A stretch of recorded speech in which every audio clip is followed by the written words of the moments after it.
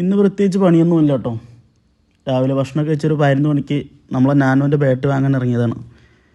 നേരെ വാങ്ങി വീട്ടിലെത്തി ഭക്ഷണം കഴിച്ചുകൊണ്ടിരിക്കുമ്പോഴാണ് നാളെയാണ് അടുത്ത ഇൻ്റർവ്യൂ എന്ന് പറഞ്ഞിട്ടൊരു കോള്. 4:05 നമുക്ക് ട്രെയിന്. വേഗം ഭക്ഷണം കഴിച്ച് ഡ്രസ്സ് മാറ്റി വീട്ടിൽ നിന്ന് ഇറങ്ങി. മണ്ണാർക്കാട് ബസ് സ്റ്റാൻഡിൽ 20 രൂപ പാർക്കിംഗ് ഫീ കൊടുത്ത് വണ്ടി കയറി. 2:55 കയറി ഞാൻ 3:45 ഒലോക്കോട് എത്തി. 4 മണിക്കാണ് കേട്ടോ നമ്മൾ ട്രെയിന്. ഒരു ചായയും കുടിച്ച് നേരെ ടിക്കറ്റ് എടുക്കാൻ പോയി. 65 രൂപ കൊടുത്ത് ടിക്കറ്റ് എടുത്ത് ഞാൻ നടന്നു. ട്രെയിനിൽ വലിയ തിരക്കൊന്നും ഉണ്ടായിരുന്നില്ല. സൈഡിൽ തന്നെ സീറ്റ് കിട്ടി.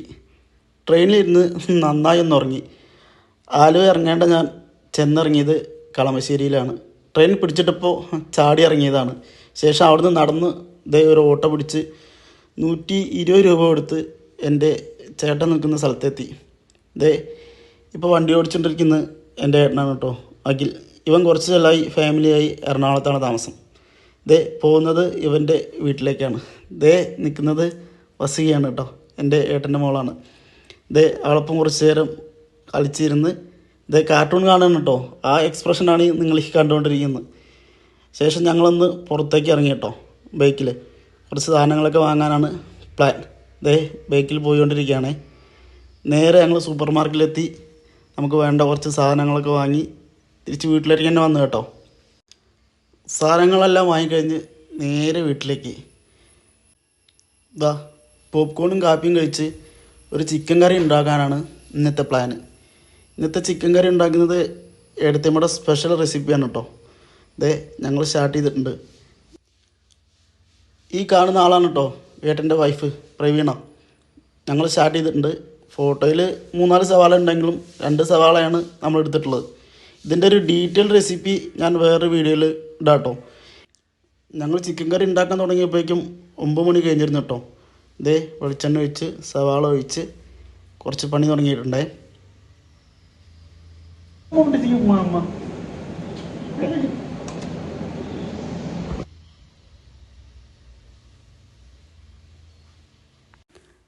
Chicken കറിക്കൊപ്പം special നൂൽപുട്ടാണ്.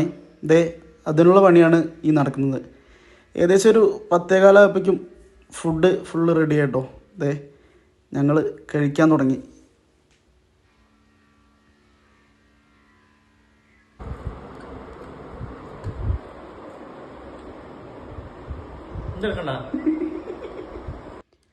നൂൽപുട്ടിനുള്ള ഗ്രേവി ഇല്ലാത്തതുകൊണ്ട് ചെറിയൊരു ബുദ്ധിമുട്ടുണ്ടായെങ്കിലും ചിക്കൻ കറി സംഗതി അടിപൊളിയായിരുന്നു. പിറ്റേ ദിവസം രാവിലെ ഒരു 7:30 മണിക്കാട്ടോ നീച്ചത്. കുറച്ച് നേരം ഇവളുടെ കൂടെ കളിയും കഴിഞ്ഞ് ഡ്രസ്സ് മാറി. രാവിലെ 10 മണിക്കാണ് ഇൻ്റർവ്യൂ.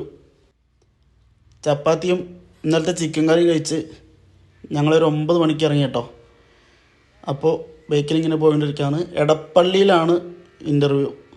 ഏകദേശം ഒരു അരമണിക്കൂറോളം ട്രാവലിംഗ് ഉണ്ട് കേട്ടോ. ഇതാണ് എറണാകുളത്തെ ബർജറിൻ്റെ ട്രെയിൻ. ഇവിടെ വെച്ചായിരുന്നു കേട്ടോ ഇന്നത്തെ ഇൻ്റർവ്യൂ കഴിഞ്ഞ് 10:45 ഞാൻ പുറത്തിറങ്ങി. 11:30 ആലുവയിൽ നിന്നൊരു ട്രെയിനുണ്ട്. നേരെ അവിടെ നിന്നൊരു ബസ് കയറി പാലാരിവട്ടത്തേക്ക് ടിക്കറ്റ് പറഞ്ഞു. കണ്ടക്ടർ പറഞ്ഞു പാലാരിവട്ടത്ത് ഇറങ്ങണ്ട, തൊട്ടപ്പുറത്ത് ഇറങ്ങിയാൽ മെട്രോ വേഗം കിട്ടും എന്ന് പറഞ്ഞ് ഒരു 10 രൂപയും കൊടുത്ത് ഞാൻ നേരെ അവിടെ എത്തി. നേരെ ടിക്കറ്റ് എടുത്തു കേട്ടോ. 40 രൂപയാണ് ടിക്കറ്റ്. അപ്പോൾ ഏകദേശം 11:10 കേട്ടോ. എന്തായാലും ട്രെയിൻ കിട്ടില്ല എന്നുള്ളത് ഉറപ്പായി. ഏകദേശം 11:45 ഞാൻ ആലുവയിലെത്തി കേട്ടോ. അപ്പോൾ ഇനി എന്തായാലും ബസ്സിന് പോവാം എന്നുള്ള തീരുമാനം എടുത്തു. നേരെ ഒരു ചായക്കടയിൽ പോയി അവിടെ ഒരു ചായയും ഒരു പപ്സും കഴിച്ചു. KSRTC സ്റ്റാൻഡിലേക്ക് ഇവിടുന്ന് ഏകദേശം 900 മീറ്ററാണ്. എന്തായാലും സമയമുണ്ട് ഇഷ്ടം പോലെ. നടക്കാമെന്ന് തീരുമാനിച്ചു. ഞാൻ നടന്നു തുടങ്ങി. ഏകദേശം ഒരു 15 മിനിറ്റ് ഞാൻ നടന്നു. അങ്ങനെ നടന്നുകൊണ്ടിരിക്കുകയാണ് കേട്ടോ. ഇൻ്റർവ്യൂവിനെ പറ്റി പറയാൻ മറന്നു. അങ്ങനെ രണ്ടാമത്തെ ഇൻ്റർവ്യൂ കഴിഞ്ഞു. അത്യാവശ്യം നന്നായി ഇതിലും പെർഫോം ചെയ്തിട്ടാണ് പോകുന്നത്. നടന്നങ്ങനെ റെയിൽവേ ട്രാക്കിൻ്റെ ഇപ്പുറത്തെത്തിട്ടോ. അതെല്ലാം ചാടിക്കടന്ന് ഞാൻ ഇപ്പുറത്തെത്തിട്ടോ.